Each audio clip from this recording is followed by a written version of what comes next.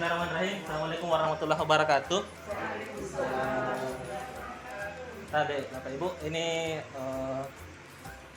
kita akan menjelaskan sedikit tentang menularkan pemahaman dan pengalaman penerapan budaya positif di UPT SMP Negeri 4 Tamalate. Nah, kita punya keresahan masing-masing tentang bagaimana disiplin anak saat ini. Ada yang jarang sekolah, ada yang datang ke sekolah terus kegiatannya malas, dia sering keluyuran juga kan. Ini hasil pembicaraan kita kemarin, kurang semangat dalam belajar. Jadi ini opsi. Kita kan sudah pernah memberikan hukuman, sudah dibujuk juga, tapi ternyata belum efektif.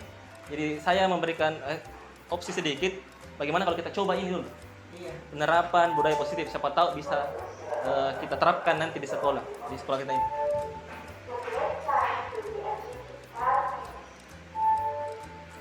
Ini judulnya, menurunkan pemahaman dan pengalaman penerapan budaya positif. Ya, selamat datang Bapak Ibu Guru, mari berkolaborasi dan saling mendukung demi terciptanya sikap disiplin positif di UPT SMP Negeri 4 Tamalate, yang kita semua harapkan menjadi sekolah yang senantiasa dibanggakan di setiap pertemuan.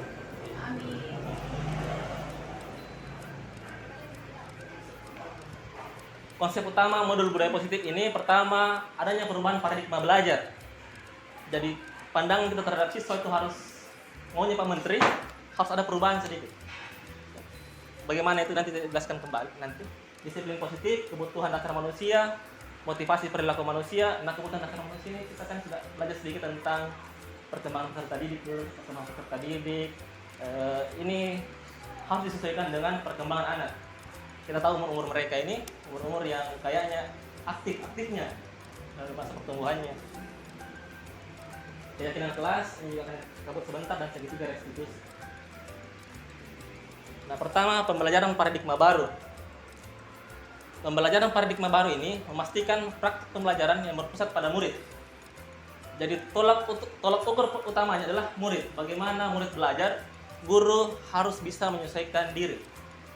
Biasanya kan kalau saya dulu, saya maunya begini, saya bawa ke kelas. Ternyata ada murid yang sesuai dengan itu, tapi beberapa murid tidak sesuai dengan pola-pola itu. Jadi kita harus belajar bagaimana memahami setiap karakter anak yang berbeda. 28 kepala di dalam, berarti 28 juga karakternya. Ada yang harus dipenuhi kebutuhan mereka. Nah, kita berpikir dulu bahwa kita bisa mengontrol murid. Padahal kalau kita pikir-pikir, saya kasih analogi begini. Andai kan di tangan tak ini Bu, ada benda yang sangat berharga menurut bagi kita, ditutup erat. Kemudian datang orang dengan ancaman, harus dibuka ini, mengancam, memaksa. Walaupun sebesar apapun ancaman, yang menentukan ini terbuka atau tidak, tetap kita. Kemudian datang orang membujuk dengan baik, membujuk dengan baik-baik. Ibu, bukan saya ini. Tetap keputusan di kita juga. Walaupun ada yang mengiming-iming hadiah, tetap keputusan tetap sama kita. Begini juga kondisinya siswa. Walaupun kita suruh, nak, perhatikan kaki bajumu, nak, perhatikan kehadiranmu, kita tidak bisa memaksa itu. Keputusan tetap pada mereka. Yang kita harus lakukan sekarang bagaimana supaya mereka bisa sadar terhadap dirinya sendiri. Ada motivasi dari dalam dirinya sendiri, bukan karena pujian, bukan karena hukuman. Ilusi bahwa kritik membuat orang merasa bersalah akan mengangkat karakter.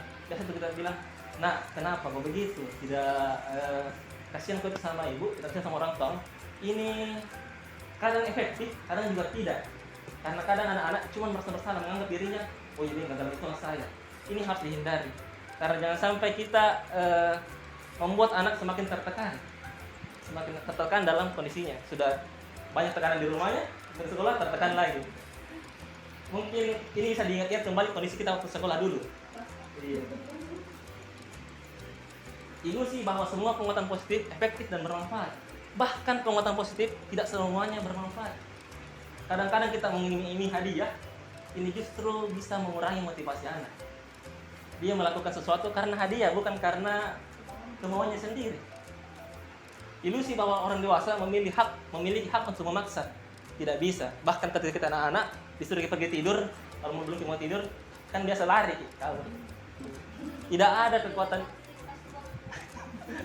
Kalau diiming uang, ya mungkin pada saat itu, tapi bukan untuk kebutuhan sendiri kan, kebutuhan uangnya. Perubahan paradigma stimulus respon. Kita mencoba mengubah orang agar berpandangan sama dengan kita. Selama ini kita berusaha memaksa, nah begini, jangan seperti ini, jangan seperti ini. Memang perilakunya seperti itu, tapi kita harus berusaha memahami pandangan orang lain tentang dunia. Semua orang memiliki pandangannya masing-masing. Misalnya saya kasih seperti ini. Kalau saya tanya Ibu Linda, ini pasti bilang segi 4 besar.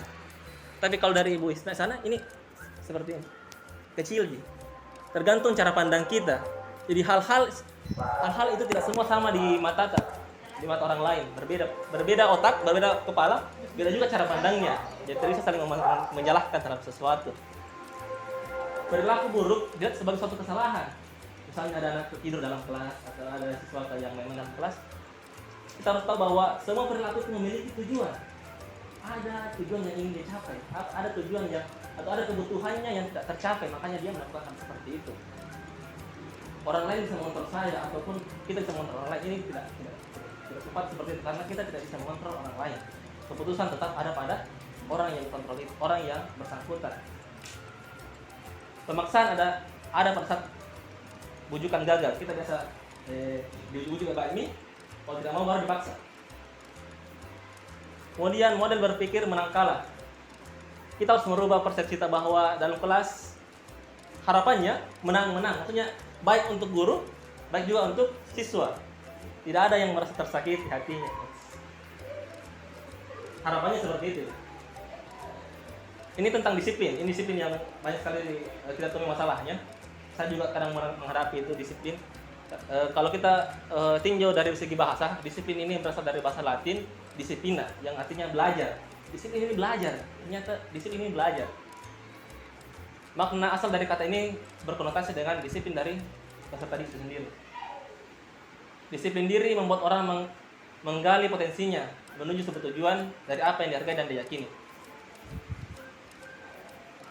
Tapi sekarang ini di budaya kita, makna kata disiplin telah berubah menjadi sesuatu yang dilakukan seseorang pada orang lain untuk mendapatkan kepatuhan. Ini yang muncul selalu di pikiran terus saya. Pokoknya disiplin itu harus mengikuti peraturan. Kamu datang ke sini harus ikuti aturan ini. Padahal disiplin sebenarnya adalah belajar. Kecenderungan umum adalah menghubungkan disiplin dengan ketidaknyamanan, bukan dengan apa yang kita hargai atau pencapaian suatu tujuan mulia.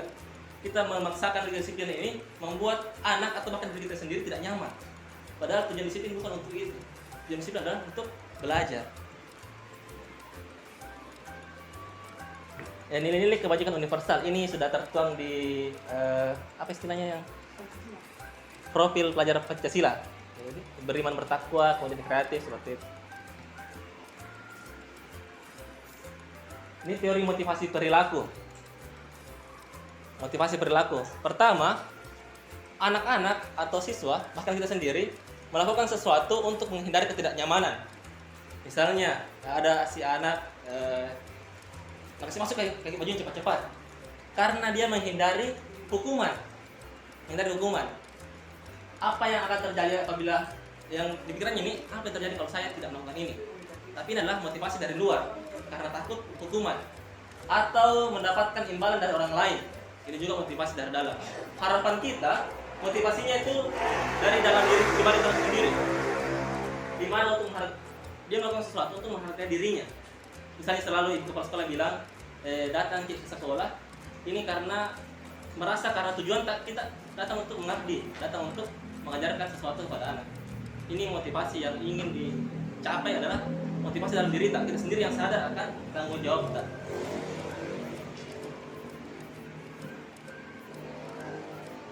Ini dihukum oleh penghargaan. Ternyata memberikan penghargaan berlebih kepada anak ini sama artinya dengan memberikan hukuman. Kenapa? Karena penghargaan itu menghukum. Penghargaan itu merusak hubungan. Mungkin kita lihat ada beberapa anak yang terlalu disayang dengan anak walinya, kan? Terus ada yang lain sedikit-sedikit dia yang dipanggil, sedikit-sedikit dia yang disuruh. Ada apa-apa, ke ruangan kena. Terus ada yang lain yang aktif tapi tidak digubris. Ini menimbulkan kecemburuan. Menimbulkan kecemburuan sosial. Misalnya dikasih ada yang berhasil menjawab sesuatu, dikasih hadiah. Ini temannya yang lain akan merasa, saya pernah bodoh itu karena tidak pernah dapat beginian. Ini yang harus dihindari. Ada perasaan tidak enak dari temannya. Dan penghargaan menurunkan kreativitas karena harapannya untuk mendapatkan penghargaan, bukan untuk untuk kebaikan dirinya sendiri. Motivasinya adalah penghargaan dari orang lain. Sebentar. Tentang pemilihan. Jangan terlalu susah pertanyaannya karena saya baru belajar. Bentuk program kebajikan atau apresiatif. Dalam memberikan apresiasi, pengakuan perlu diingat beberapa hal. Jadi kita di sini bisa juga memberikan apresiasi. Misalnya, terima kasih nak karena kalian telah aktif belajar di sini. Terima kasih atas perhatiannya. Bisa seperti itu. Yang penting tidak berlebihan sampai memberikan hadiah. Jangan sampai hari ini kita mengajar kasih hadiah, besok mencari lagi hadiah. Itu yang ditakutkan. Apalagi kalau hadiahnya ini dia suka, jangan sampai besok lusa minta terus, karena terbiasa dengan hadiah. Tapi kita harus memberi dukungan secara khusus. Apa keperluannya anak, apa kebutuhannya, itu yang kita harus maksimalkan. Nah, ini keyakinan kelas. Ini berkaitan dengan apa yang sudah kita pelajari di topik 9, keyakinan kelas. Ini menurut dosen, tidak tahu siapa nih dosen ini. Pokoknya dia mengatakan bahwa sebuah keyakinan akan lebih memotivasi seseorang secara intrinsik atau dari dalam. Seseorang akan lebih tergerak dan bersemangat menjalankan keyakinan daripada sekedar mengikuti serangkaian peraturan. Kan hari ini kita sering membuat peraturan, tapi ternyata masih sering dilanggar sama anak-anak. Mungkin karena motivasinya bukan dari dalam dirinya, tapi karena rasa takut atau menginginkan penghargaan. Mereka perlu mendengarkan dan mendalami suatu keyakinan daripada hanya mendengarkan peraturan-peraturan yang mengatur mereka ini dan itu. Jadi kita harus membuat keyakinan kelas apa yang mereka yakini, dan sifatnya bukan perintah tapi ajakan. Apa yang mereka lakukan bisa senang bukan karena takut dihukum dan mengharapkan penghargaan. Ciri-ciri keyakinan kelas ini nanti akan kita buat di kelas sebagai aksi nyata. Dia harus bersifat lebih abstrak daripada peraturan yang lebih rinci dan konkret. Misalnya peraturan tidak boleh datang terlambat tidak boleh datang terlambat pada saat upacara, tidak boleh begini. Pakai baju harus ini aturan yang mengikat, maksudnya aturan yang cenderung terlihat seperti perintah. Kita harus membuat keyakinan kelas ini seperti sebuah kebiasaan dalam kelas. Keyakinan kelas tidak dibuat dalam jumlah banyak sehingga mudah diingat dan dipahami oleh semua warga kelas. Jadi jumlahnya paling 3 sampai 7 saja keyakinan kelas. Nanti kita buat 3 sampai 7 saja. Dibuat dengan kata-kata yang mengajak, bukan memerintah. Pembuatan keyakinan kelas merupakan sesuatu yang dapat diterapkan di lingkungan kelas tersebut. Jadi ini keyakinan kelas dibuat bukan dari gurunya, tapi dari saran dari siswa itu sendiri. Apa yang dia mau dalam kelasnya, apa yang dia suka dalam kelasnya, apa yang dia inginkan dalam kelasnya. Pembuatan keyakinan melibatkan semua warga kelas melalui kegiatan curhat pendapat. Jadi siswa sendiri yang menentukan, supaya dia sendiri yang yakini supaya dia bisa melaksanakan keyakinan kelas tersebut. Keyakinan kelas ditinjau kembali dari waktu ke waktu. Jadi dibuat poster atau gambar kayak di daftar menyapu isi keyakinan kelas supaya itu bisa dilihat setiap oleh siswa, bisa tertanam dalam dirinya. Langkah-langkah membuat keyakinan kelas ini, langkah-langkahnya pertama, mempersilahkan murid-murid di sekolah atau kelas untuk bercurah pendapat tentang peraturan yang perlu disepakati. Kita masuk ke kelas, kita bahas tentang keyakinan kelas itu apa, kemudian diminta kepada siswa apa menurutmu hal-hal yang perlu untuk kita sepakati dalam kelas ini supaya kelas tak aman, nyaman untuk kalian. Kemudian mencatat semua masukan-masukan murid di papan tulis semua masukannya. Gurunya yang tulis atau siswa sendiri yang tulis di papan tulis. Menyusun keyakinan kelas menggunakan kalimat positif. Jadi misalnya kalimatnya saya tidak akan terlambat, dirubah menjadi saya akan datang tepat waktu. Jadi kalimat yang positif. Yang tadi sebaiknya 3-7 prinsip saja, tidak usah terlalu banyak. Dan diletakkan di dinding kelas, tempat yang mudah dilihat sama warga kelas. Dibuat besar supaya gampang untuk dilihat. Kalau dibuat ini, kayak yang kelasnya difoto, kemudian dimasukkan ke dalam PDF. Ini nanti menjadi bagian dari aksi nyata di modul di topik 9. Ini contohnya. Contoh keyakinan kelas. Bekerja sama menjaga kebersihan kelas, saling peduli, menghargai dan membantu sama lain, menjaga dan meletakkan barang sesuai tempatnya, tepat waktu dan aktif di kelas, mengerjakan tugas tepat waktu. Contoh yang lain ini, kami akan menjaga ketertiban kelas dan mematuhi tata tertib sekolah dengan penuh tanggung jawab. Dia mengatakan kami yang akan melaksanakannya, karena ini memang dibuat oleh siswa dan akan dilaksanakan oleh siswa. Nah, kita kembali ke masalah awal di mana banyak sekali siswa yang kedisiplinannya masih rendah. Dan tadi kita akan bahwa setiap yang dilakukan siswa itu memiliki tujuan. Tujuannya adalah memenuhi kebutuhannya. Ada 5 kebutuhan dasar manusia. Pertama, bertahan hidup. Kedua, kasih sayang dan rasa diterima. Kekuasaan, kesenangan, dan kebebasan. Kalau ada anak-anak yang tidur dalam kelas, mungkin ada salah satu dari sini yang tidak terpenuhi. Makanya dia melakukan hal tersebut. Kalau ada siswa yang jarang masuk ke kelas, mungkin ada salah satu dari kebutuhan ini yang tidak terpenuhi.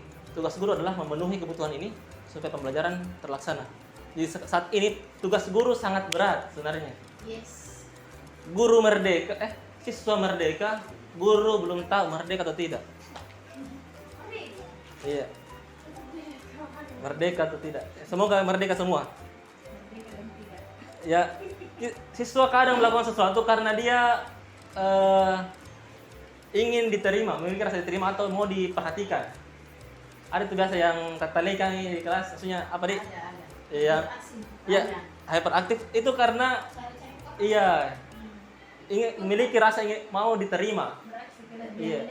Tugas guru adalah sebaiknya adalah memfasilitasi hal tersebut. Bagaimana supaya mereka tetap merasa diterima, merasa nyaman dalam kelas. Ini teorinya. Saya juga belum sebaik itu melaksanakan dalam kelas.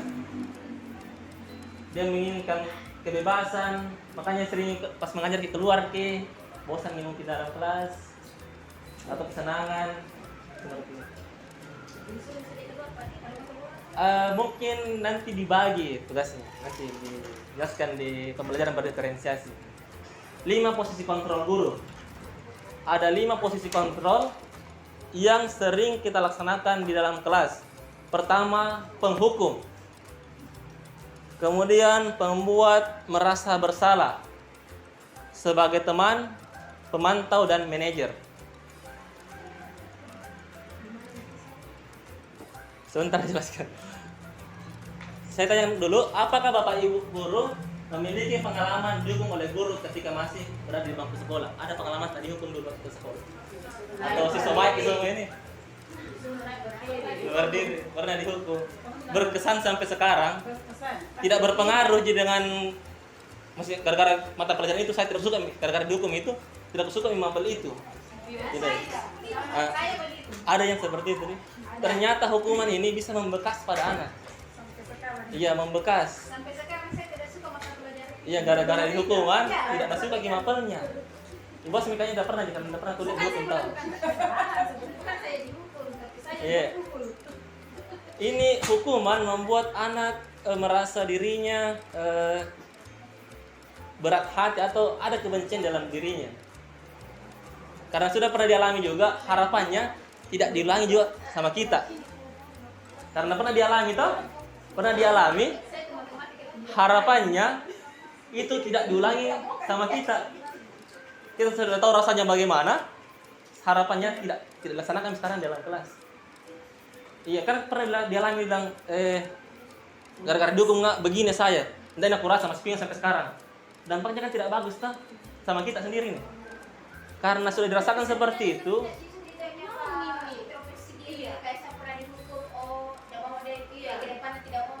Introspeksi diri, iya. Kalau pikirannya bagus seperti ibu, bagus sih. Tapi kalau penilaiannya yang lain, biar tak kalah kali sama saya. Biar nih. Seperti dia tugasnya itu. Jangan langsung berapa putaran. Langsung Merasa memang terbiasa dengan hukumannya. Seperti beberapa siswa sini, kita sudah beberapa kali memberikan hukuman. Entah itu hukuman-hukuman yang tidak melanggar aturan, membersihkan WC, membersihkan lingkungan. Nyatanya setelah melakukan itu masih diulangi. Berarti ada yang perlu diperbaiki dari proses menghukum ini.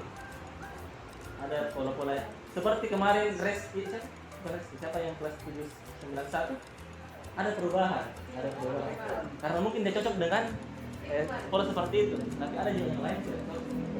Makanya belum berubah. Penghukum. Ya, ini saya tampilkan mungkin siswa yang sering dihukum. Iya, iya. Ya. Ini saya ambil gambarnya ketika melaksanakan kegiatan salah satu tugas saya juga. Ini ternyata ada beberapa keluhan tentang dirinya sendiri. Latar belakang kehidupan di rumahnya, ada dia orang tuanya sudah ya terus menikah lagi begitu. Pertama penghukum ini guru sampai penghukum pertama. Orang-orang yang menjalankan posisi penghukum senantiasa mengatakan bahwa sekolah memerlukan sistem atau alat yang dapat lebih menekan murid-murid lebih dalam lagi. Harus dihukum ini supaya berubah. Ini tipe penghukum. Tidak ada yang salah dalam tipe semua ini. Tidak ada yang salah. Semua ini dilakukan untuk kebaikan murid pasti. Apa yang kita ambil keputusan itu kebaikan untuk kebaikan murid. Tetapi ada yang lebih baik untuk diterapkan. Sebentar kita akan jelaskan. Nah, guru-guru yang menerapkan posisi penghukum akan berkata, patuhi aturan saya atau awas. Begini emang pernah? Kalau tidak, ini kok. Saya begitu. Saya begitu saja kadang-kadang begitu. Atau pasti selalu yang kamu yang terakhir selesai. Saya kau mami nih, kau lagi melanggar. Kau lagi yang ada orang dihukum kau lagi. Itu biasanya kalau penghukum. Hasilnya kemungkinan murid akan marah atau menendang dan bersifat agresif. Bisa jadi sesudah kembali duduk, murid tersebut akan mencoret-coret bukunya atau meja tulisnya. Sembarang yang kerja.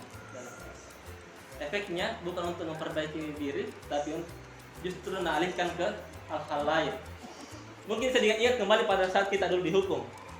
Bagaimana sakit hati kita. Membuat merasa bersalah. Ada rasa malunya juga ya? Iya, merasa. Membuat merasa bersalah. Pada posisi ini, biasanya guru akan bersuara lebih lembut. Membuat rasa bersalah akan menggunakan keheningan yang membuat orang lain merasa tidak nyaman, bersalah atau rendah diri. Kata-kata yang keluar dengan lembut akan seperti, ibu sangat kecewa sekali dengan kamu. Berapa kali bapak harus memberitahu kamu? Bagaimana coba kalau orang tua kamu tahu perbuatan ini? Ini akan membuat siswa merasa bersalah. Di posisi ini murid akan memiliki penilaian diri yang buruk tentang diri mereka. Murid merasa tidak berharga dan telah mengecewakan orang-orang yang disayangi. Ada perasaan tidak enaknya di sini. Kalau kita menggunakan pendekatan memberi rasa bersalah pada murid. Murid akan merasa bersalah telah mengecewakan orang tuanya. Murid akan merasa menjadi orang yang gagal dan tidak sanggup membahagiakan orang tuanya. Kadangkala sikap seperti ini lebih berbahaya dari sikap penghukum, karena emosi akan tertanam pada dirinya dan dia akan menahan sendiri perasaannya. Ini biasanya ada kekecewaan tersendiri dari dalam dirinya. Sebagai teman, ini biasa juga dilakukan sama teman-teman saya juga. Ini misalnya ada yang guru yang memberi tugas, terus ada siswa yang tidak mengumpulkan tugasnya. Dengan santainya guru cuma bilang, oh iya, tidak apa-apa, jangan diulangi lagi. di sini ini ada baiknya karena guru siswa tidak tertekan, tapi siswa akan tergantung pada guru tersebut. Mau melakukan sesuatu itu di guru harus suruh karena merasa dekat dengan itu. Ini justru membuat hubungan dengan guru lain semakin buruk. Hal negatif dari posisi teman adalah bila suatu saat guru tersebut tidak membantu, maka murid akan merasa kecewa. Murid merasa dikecewakan dan tidak mau lagi berusaha. Hal lain yang mungkin timbul adalah murid hanya akan bertindak untuk guru tertentu dan tidak untuk guru yang lain. Murid akan tergantung pada guru tersebut. Ini baik, tapi ada dampak negatifnya. Pemantau selalu mengikutkan peraturan-peraturan. Misalnya, Reski, ini kemarin kita sudah bahas tentang peraturan ini. Kamu melanggar lagi, kamu harus mendapat hukuman ini. Selalu dikaitkan dengan peraturan. Ada catatannya sendiri. 5 kali mau melanggar, Elsa. Sekarang kamu harus dihukum. Ada catatannya kalau penghukum biasanya. Pemantau. Terakhir manajer. Kalau di sini, kalau ada masalah, guru berbuat sesuatu bersama dengan murid.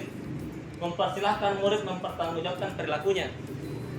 Mendukung murid agar dapat menemukan solusi atas masalahnya sendiri. Ini kemarin ada siswa yang main-main kelas 7, bermain bola. Terus bolanya ditendang sama temannya. Dia marah, ditendang perutnya temannya. Tendang perut temannya menangis. Nah, kalau penghukum pasti bilang lari kok. Atau disikat WC. Tapi hal yang mungkin bisa dilakukan adalah mengajak siswa itu berbicara baik-baik, kemudian tanyakan apa kira-kira yang salah dari perilakumu dan apa yang bisa melakukan untuk membahagiakan kembali ini temanmu yang sakit perutnya. Ternyata dia bilang, nanti saya bujuk ibu, saya sapu-sapu perutnya. Iya, ini kelas 72. Iya, kemarin hari Sabtu kalau tidak salah. Terus dia kembali ke kelas, minta maaf sama temannya yang dipukul itu Kifli, ya, dibujuk-bujuk supaya tidak menangis nih. Hasilnya pas jam terakhir saya lihat sudah main-main bersama, sudah ada dendam main-main bersama. Jadi kebutuhannya si Kifli yang didapat ditendang perutnya terlalu sakit terpenuhi karena tidak sakit rasa, namanya juga bisa bertanggung jawab terhadap kesalahannya sendiri. Tidak ada yang dihukum, jadi semua menang. Terakhir ini segitiga restitusi. Segitiga restitusi ini kalau ada siswa yang berbuat salah, kita bagusnya kalau kita pakai pola ini dulu. Pertama, validasi tindakan yang salah. Kemudian menstabilkan identitas dulu. Kemudian validasi tindakan yang salah dan menanyakan keyakinan.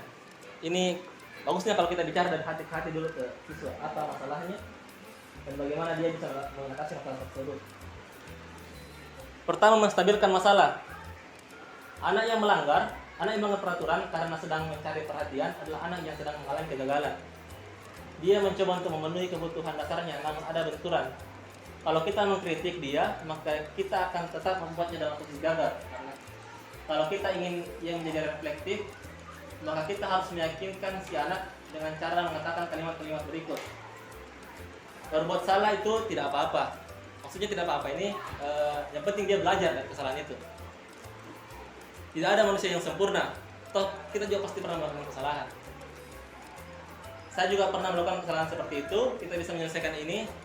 Bapak Ibu tertarik mencari siapa yang salah, tapi ingin mencari solusi. Jadi sini kita berbicara tentang bagaimana cara mencari solusi. Tidak menyalahkan anak dalam, walaupun memang salah, tapi jangan langsung menghardik anak kau salah. Kita berusaha untuk supaya dia bisa tetap merasa baik. Maksudnya tidak selalu merasa dia salah ini, dia ini nakal sama saya. Nakal sama saya. Jadi kita harus mengajak cerita apa supaya dia tidak larut-larut dengan masalahnya. Validasi tindakan yang salah.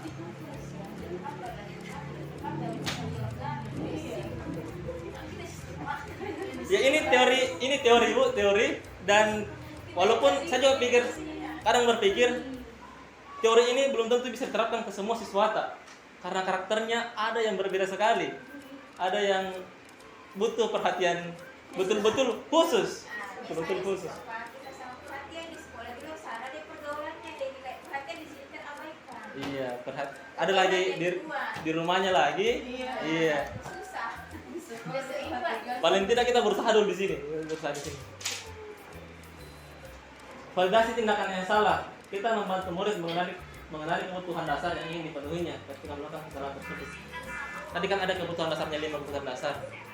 Setiap kesalahannya itu berasal dari untuk memenuhi 5 kebutuhan dasar ini. Misalnya si Galang ini jarang ke sekolah, katanya. Mungkin dia ingin memiliki ada kesenangan yang tidak dapatkan ketika dia sekolah. Ada rasa kebebasannya yang tidak didapatkan pada saat pembelajaran. Makanya kita harus berusaha memfasilitasi semua kebutuhan murid supaya 5 kebutuhan ini bisa tercapai. Walaupun itu juga masih sangat sulit untuk saya. Sulit. Tapi kalau kita mau berusaha, siapa tahu ya bisa dilaksanakan. Iya betul. Karena kalau kita saja kita cuma berapa janji di sini. Orang tuanya. Apalagi kalau sejenis orang tuanya mungkin jalan ya musim tanam, panen, begitu menanam. Kalau masalah menanam tidak bisa kapan dihindari ya karena kita ada di lokasi ini daerah pertanian. Ya kita harus mengerti kondisinya. Tapi kalau misalnya ada siswa yang memang akan menjadi benalu istilahnya tidak bisa mentomi dirasa untuk diperbaiki. Istilahnya kemarin pemerintah instruktur jangan memaksakan mendorong mobil yang mogok, sakit sendiri.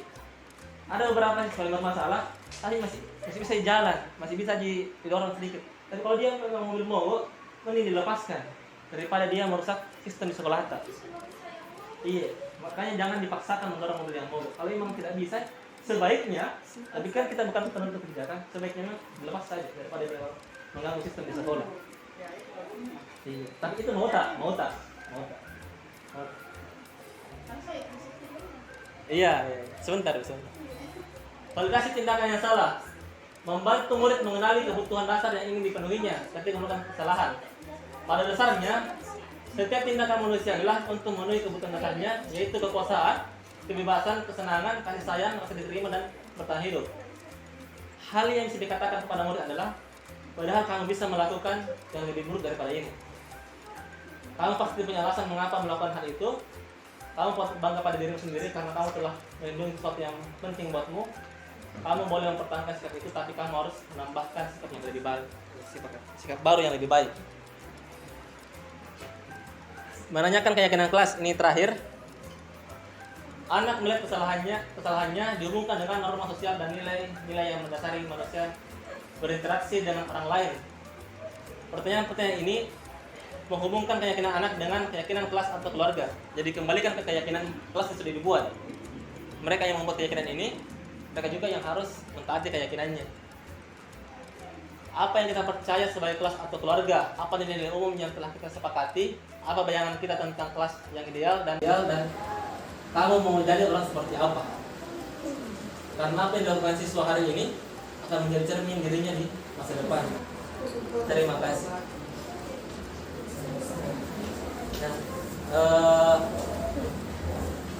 Jadi untuk kesepakatan keyakinan kelas kita bisa buat sebentar atau kapan dengan wali kelas, kemudian dibuat dalam bentuk PDF. Yang diinginkan di sini kita membuat keyakinan kelas bersama murid yang tadi keyakinan kelas. Keyakinan kelas ini dibuat bersama murid dan murid sendiri yang membuat menentukan kalimatnya. Kita cuma membantu nanti bagaimana desainnya supaya bagus dan tempel di belakang kelas. Ada contohnya yang sudah kaji seperti itu daftar menyapunya gitu. Nah kalau selesai ini biar 3 sampai 7 saja keyakinan kelas. Keyakinan kelas ini berperaturan tapi mengatur, maksudnya membatasi perilaku siswa yang misalnya ada yang suka tidur, ada yang jangan pakai kata dilarang begitu, pakai kami akan aktif dalam proses pembelajaran. Oleh siswa yang iya. Jawaban satu jawab paling minjau. Iya. Ini begini kata-katanya bagusnya kalau keyakinan kelas. Dia kesepakatan kelas. Biar 3 saja. Iya. Tapi mencakup diri semua. Dengan kalimat yang bukan perintah. Bisa kan? Pasti. Kenapa tidak harus banyak? Supaya ini bisa mereka paham betul-betul. Nanti banyak sekali tidak ada pertanyaannya betul pertanyaan ini, tapi tidak yakin sama siswanya, sedikit saja yang mungkin. Jadi kalau ada anak berbuat kesalahan, kembali lagi ke sini. Iya, sini keyakinan kelas bukan? Kamu sendiri yang sepakat, kamu sendiri yang membuat ini. Apa yang bisa kamu lakukan untuk memperbaiki ini? Kasih kesempatan siswa untuk memperbaiki dirinya sendiri, pakai solusinya sendiri. Maunya seperti itu. Kalau itu gambarnya Pak, gambar siapa itu? Yang ini tergantung biasanya gitu. Iya. Enggak, maksudnya siswa atau siapa itu? Oh, siswa. Hah? Bisa siswa, bisa dibantu guru. Pokoknya Itu tuh yang ada fotonya. Iya. ini bisa dibantu dengan walinya juga. Tapi ini kalau dalam kelas Itu fotonya masuk ke sana. ini, Iya. Iya, Pak. ya, Tidak mendengarkan. ya, Berbuat sesuka hatinya. Dan saya sudah pernah lakukan itu. Dan saya juga pernah memposisikan diri pada saat membuat siswa itu merasa bersalah. iya. Ada yang berhasil, ada tidak. Jadi harusnya bagaimana sikap seorang guru ketika kita menganggap dia teman, katanya Butina kurang bagus. Iya. Foto-fotoin nanti. Iya. Nah itulah yang saya bilang Pak. Jadi sebenarnya yang mana yang bagus dimiliki oleh guru. Sementara sudah kita lakukan semua ini toh? Iya sudah. Iya. Kecuali mungkin sebagai manajer saya belum tahu bagaimana sebagai manajer. Tapi yang keempat posisi itu kan kita sudah berbuat. Saya kira beberapa teman atau bahkan hampir kita semua melakukan itu. Dek? Iya Bu. Iya. Karena pikiran itu akan sama. Ketika kita tidak menghukum, masih mengulangi kesalahan. Iya. Ketika dia bicara baik-baik, anggap bahwa kita ini baik, tidak apa-apa semuanya. Iya, itu buruk itu tidak mungkin marah. Biar nih deh. Nah kan salah juga buat kita toh. Dihukum. Iya. Kemudian ketika menjadi teman, iya, hilang rasa apa lagi? Hilang itu anak-anak itu menganggap bahwa baik ini guruku sama saya. Dekat ya, tidak mungkin kita lakukan Kak. Dan dia jadi teman, akhirnya apa?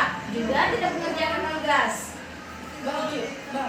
Jadi harusnya untuk membuat siswa ini bisa mengerjakan tugas tanpa harus integrasi atau tanpa dibuat mereka merasa bersalah, bagaimana seharusnya tanpa dia?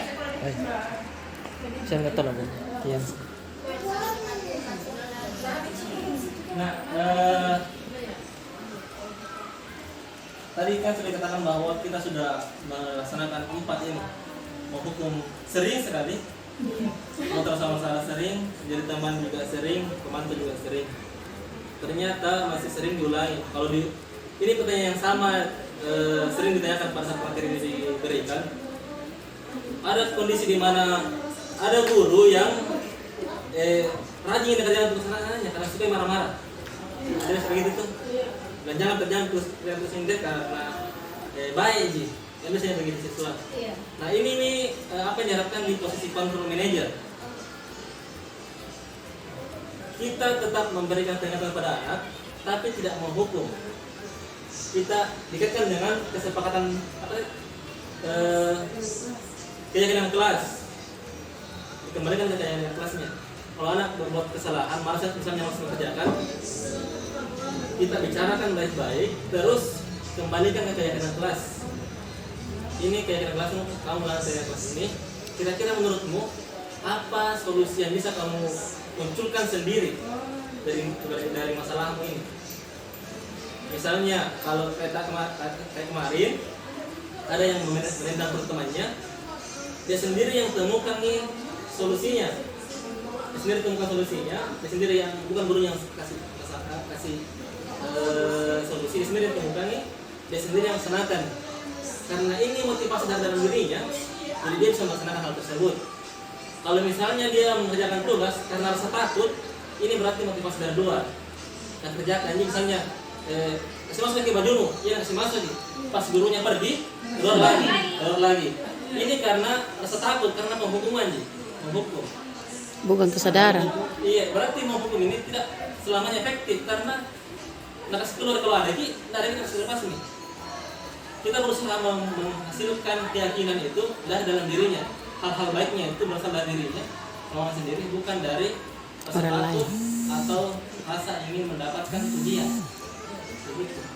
Jadi tantangannya di segitiga restitusi, bagaimana langkah-langkahnya supaya kita bisa membuat anak menemukan sendiri solusi dari masalahnya. Bukan kita yang memberikan solusi, tapi dia sendiri yang mendapatkan solusi.